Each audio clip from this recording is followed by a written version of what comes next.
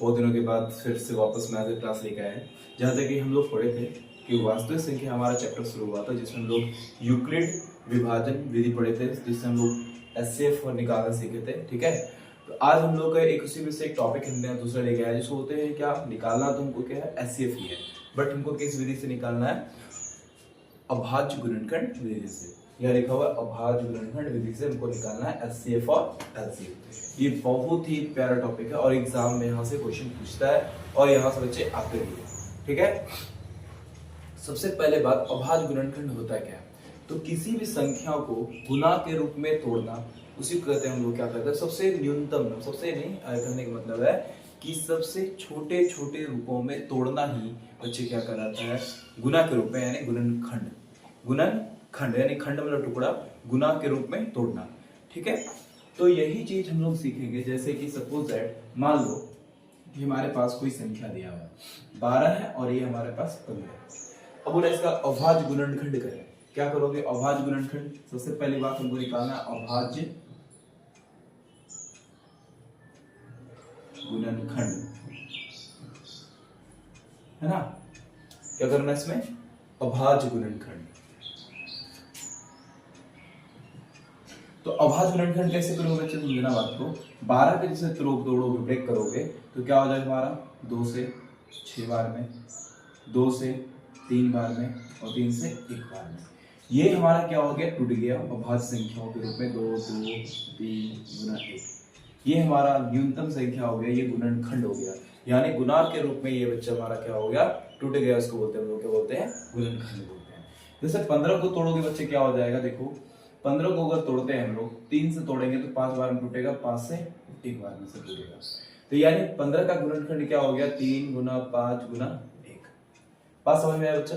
अगर दोनों को हम लोग गुणात्मक रूप में ब्रेक करेंगे, तोड़ेंगे, तो हमारा वही क्या कहलाएगा, गुणनखंड। यही से हमको सीखना है क्या, हम लोग को एचसीएफ और एलसीएम निकालने के।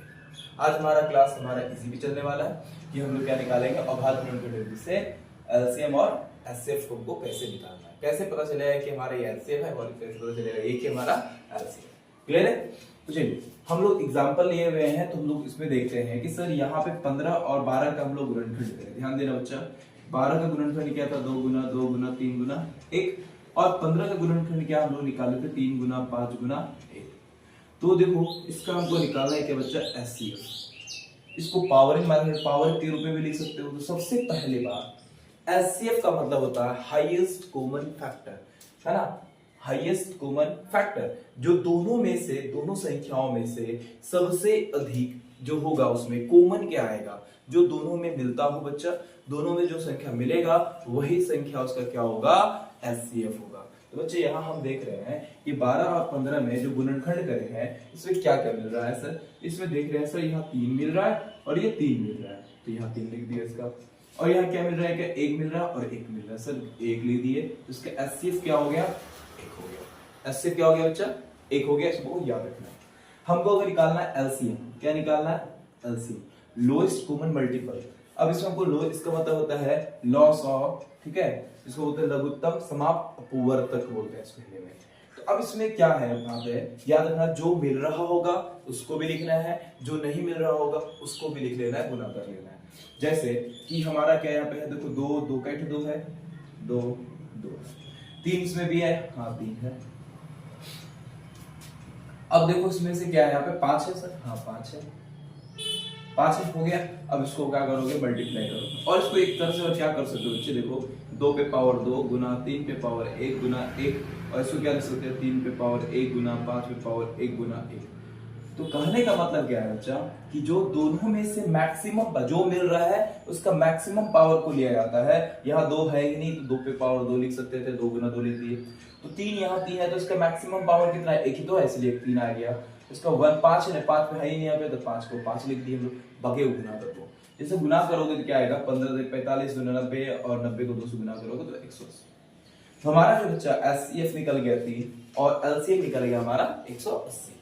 यही हमारा विधि जो है क्या है, इसमें हमको 2 तरह के क्वेश्चन आपको हो गए। एक तो क्या बोला है कि अभाज्य गुणनखंड करने बोले कोई भी नंबर का, तो इस तरह से फैक्टर कर लेना है, ठीक है। दूसरा क्या, अगर हमको इससे एलसीएम और एचसीएफ निकालने बोले तो हम इसको इस तरह से निकाल सकते हैं।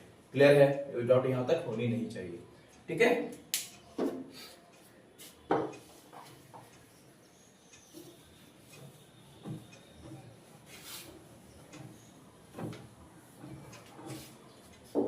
तो इस पे हम लोग बच्चे कुछ क्वेश्चन करेंगे, ये कॉन्सेप्ट इसमें है, क्वेश्चन को हम लेके आए थोड़ा सा, ये सारे के सारे बच्चे क्वेश्चन पूछे हुए क्वेश्चन है, ठीक है, तो इसीलिए इसको बेसिक से आराम से करिएगा। क्वेश्चन हमारा क्या है, वन में है कि अभाज्य गुणनखंड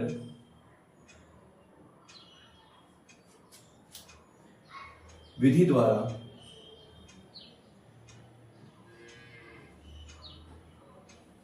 नौ, 12 तथा 27 का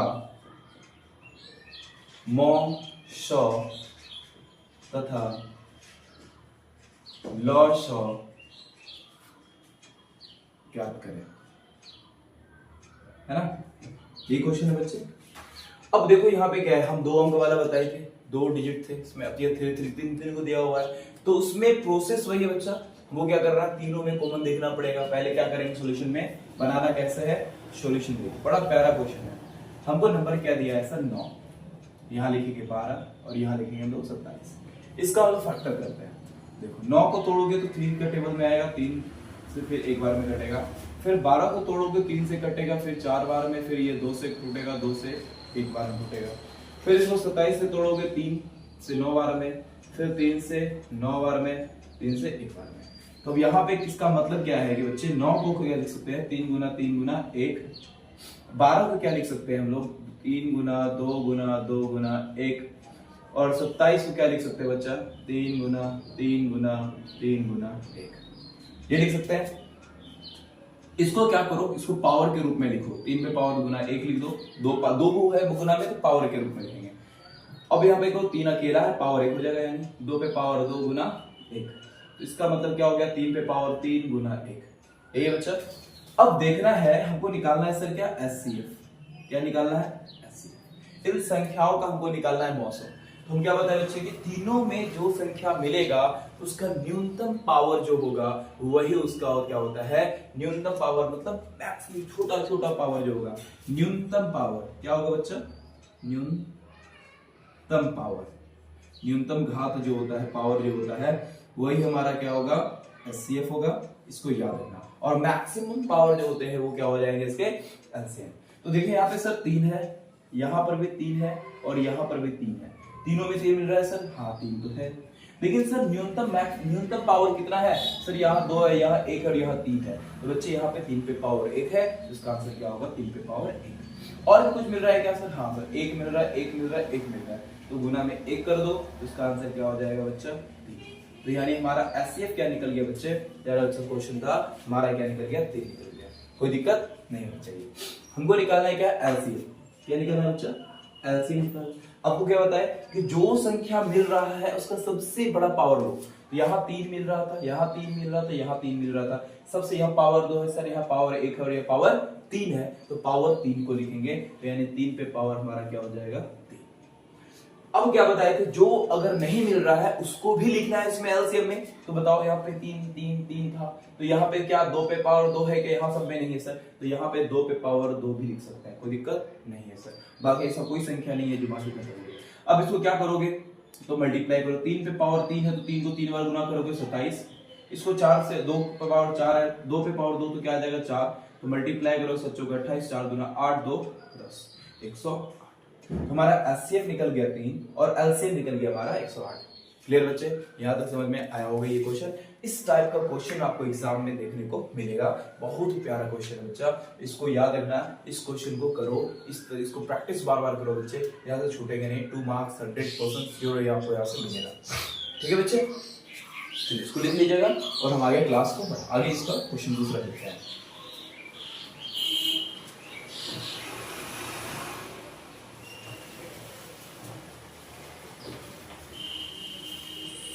देखो क्वेश्चन को हम यहाँ मिटाते हैं, अगला क्वेश्चन क्या है, देखो क्वेश्चन को पूरा मिटाने की जरूरत नहीं है। अगला क्वेश्चन 6 8 22, 6 है 8 है और ये क्या है यहाँ पे 22 है।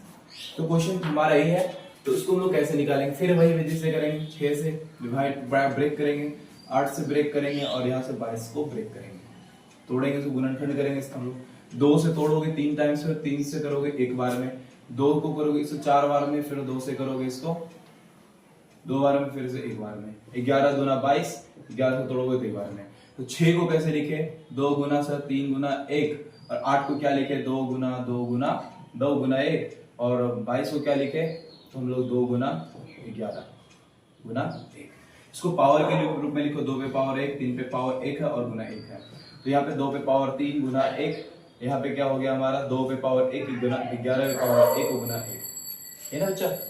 और हम बताए थे आपको कि सर एचसीएफ क्या होता है, एचसीएफ वो होता है जो दोनों तीनों में मिलने वाला, या 2 हो या 3 हो, जितने हो उसमें मिलने वाला सबसे न्यूनतम पावर। तो यहाँ 2 है सर, यहाँ पर भी 2 है, यहाँ पर भी 2 है, तो 2 पे पावर क्या हो जाएगा इसका, एचसीएफ 1 हो जाएगा। और बाकी कुछ मिल नहीं रहा है, एक को लिखो ना लिखो बतवा बरोबर है, इसका एचसीएफ निकल जाएगा 2। अगर एलसीएम निकालना हो तो क्या होगा, तो एलसीएम क्या बताया था, जो मिल रहा है उसका सबसे बड़ा पावर लेना है। 2 है 2 है 2 है, तो सबसे बड़ा पावर क्या है, 2 पे पावर 3 है। और यहाँ पे देखो 3 है, नहीं है कहीं पे, तो लिख दो 3 पे पावर 1। और कहीं कुछ, हाँ सर 11 किसी में नहीं है, हो गया। तो यानी हम लोग यहाँ पे क्या लिखेंगे, 8, 3 का क्यूब करोगे, 2 का क्यूब हमारा 8 होता है, गुना 3 गुना 11, तो यानी 11 3 33, गुना करोगे तो 24, 24 2 26, हमारा क्या हो गया 225। क्लियर है। इस टाइप का क्वेश्चन बच्चे आप लोग कर लेना, बहुत ही प्यारा क्वेश्चन है। और इस टाइप का क्वेश्चन जितने भी सारे, आई होप सो आपको समझ में आया होगा कि आप लोग आराम से कर सकते हैं, कोई दिक्कत नहीं है। चलिए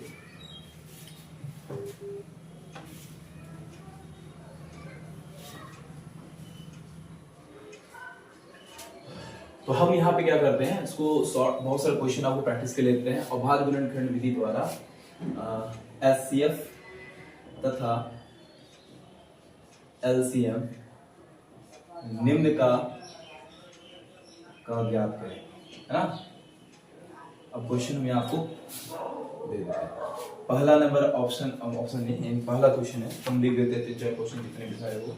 तो यहाँ देखो 26 और 91 का, बी नंबर है। दूसरा अगला क्वेश्चन हमारा क्या है, 8 9 और 25 का। सी क्या होगा हमारा इसमें, 96 और 404 का। डी क्या हो जाएगा बच्चा हमारा इसमें,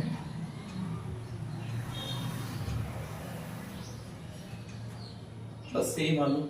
ये 3 क्वेश्चन को आपको प्रैक्टिस कर लेना है, ठीक है। इस विधि से आपको, अभाज्य गुणनखंड विधि से आपको इसको प्रैक्टिस कर लेना है, ठीक है। यहां तक आपको समझ में आ